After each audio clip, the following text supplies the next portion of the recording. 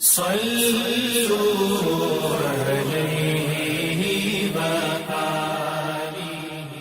بخاری حدیث نمبر 31۔ ابو ذر ایک جوڑا پہنے ہوئے تھے اور ان کا غلام بھی جوڑا پہنے ہوئے تھا۔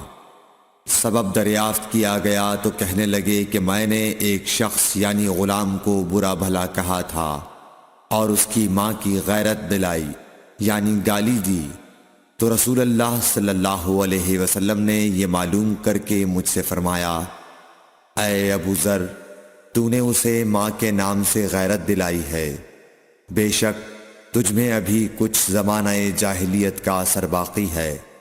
یاد رکھو ماتحت لوگ تمہارے بھائی ہیں، اللہ نے اپنی کسی مصلحت کی بنا پر انہیں تمہارے قبضے میں دے رکھا ہے، تو جس کے ماتحت اس کا کوئی بھائی ہو تو اس کو بھی وہی کھلائے جو آپ کھاتا ہے، اور وہ کپڑا اسے پہنائے جو آپ پہنتا ہے، اور ان کو اتنے کام کی تکلیف نہ دو کہ ان کے لیے مشکل ہو جائے، اور اگر کوئی سخت کام ڈالو تو تم خود بھی ان کی مدد کرو۔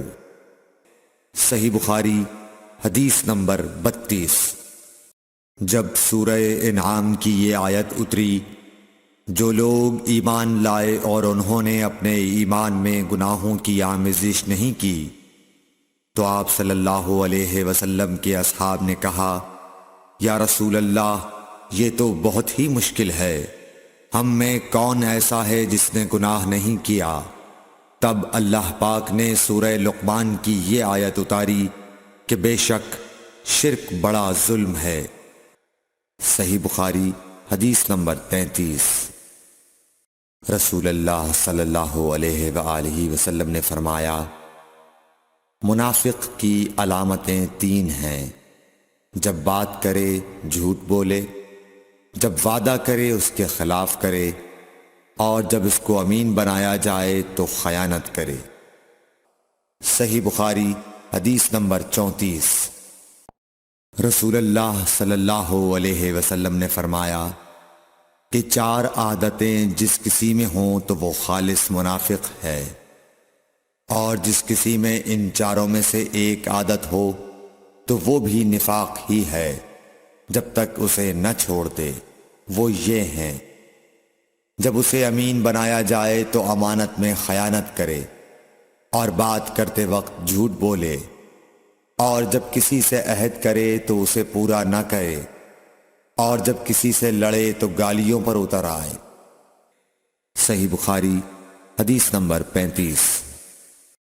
رسول اللہ صلی اللہ علیہ وسلم نے فرمایا، جو شخص شب قدر ایمان کے ساتھ محض ثواب آخرت کے لیے ذکر و عبادت میں گزارے، اس کے گزشتہ گناہ بخش دیے جاتے ہیں۔ صحیح بخاری حدیث نمبر 36۔ رسول اللہ صلی اللہ علیہ وسلم نے فرمایا، جو شخص اللہ کی راہ میں جہاد کے لیے نکلا، اللہ اس کا ضامن ہو گیا۔ اللہ تعالیٰ فرماتا ہے، اس کو میری ذات پر یقین اور میرے پیغمبروں کی تصدیق نے اس سرفروشی کے لیے گھر سے نکالا ہے۔ میں اس بات کا ضامن ہوں کہ یا تو اس کو واپس کر دوں ثواب اور مال غنیمت کے ساتھ، یا شہید ہونے کے بعد جنت میں داخل کر دوں۔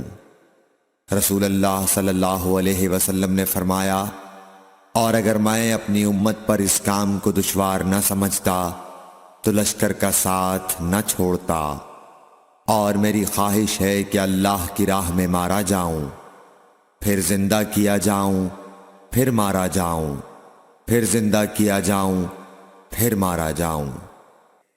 صحیح بخاری حدیث نمبر 37۔ حضرت صلی اللہ علیہ وسلم نے فرمایا، جو کوئی رمضان میں راتوں کو ایمان رکھ کر اور ثواب کے لیے عبادت کرے، اس کے اگلے گناہ بخش دیے جاتے ہیں۔ صحیح بخاری حدیث نمبر 38۔ حضرت صلی اللہ علیہ وسلم نے فرمایا، جس نے رمضان کے روزے ایمان اور خالص نیت کے ساتھ رکھے اس کے پچھلے گناہ بخش دیے گئے۔ صحیح بخاری حدیث نمبر 39۔ حضرت صلی اللہ علیہ وسلم نے فرمایا، بے شک دین آسان ہے، اور جو شخص دین میں سختی اختیار کرے گا تو دین اس پر غالب آ جائے گا اور اس کی سختی نہ چل سکے گی۔ بس اس لیے اپنے عمل میں پختگی اختیار کرو اور جہاں تک ممکن ہو میانہ روی برتو، اور خوش ہو جاؤ کہ اس طرز عمل سے تم کو دارین کے فوائد حاصل ہوں گے، اور صبح اور دوپہر اور شام اور کسی قدر رات میں عبادت سے مدد حاصل کرو۔ نماز 5 وقتہ بھی مراد ہو سکتی ہے کہ پابندی سے ادا کرو۔ صحیح بخاری حدیث نمبر 40۔ رسول اللہ صلی اللہ علیہ وسلم جب مدینہ تشریف لائے تو پہلے اپنی نانہال اترے جو انصار تھے، اور وہاں آپ نے 16 یا 17 ماہ بیت المقدس کی طرف منہ کر کے نماز پڑھی، اور آپ کی خواہش تھی کہ آپ کا قبلہ بیت اللہ کی طرف ہو۔ جب بیت اللہ کی طرف نماز پڑھنے کا حکم ہو گیا تو سب سے پہلی نماز جو آپ نے بیت اللہ کی طرف پڑھی عصر کی نماز تھی۔ وہاں آپ صلی اللہ علیہ وسلم کے ساتھ لوگوں نے بھی نماز پڑھی۔ پھر آپ کے ساتھ نماز پڑھنے والوں سے ایک آدمی نکلا اور اس کا مسجد بنی حارثہ کی طرف گزر ہوا تو وہ لوگ رکوع میں تھے۔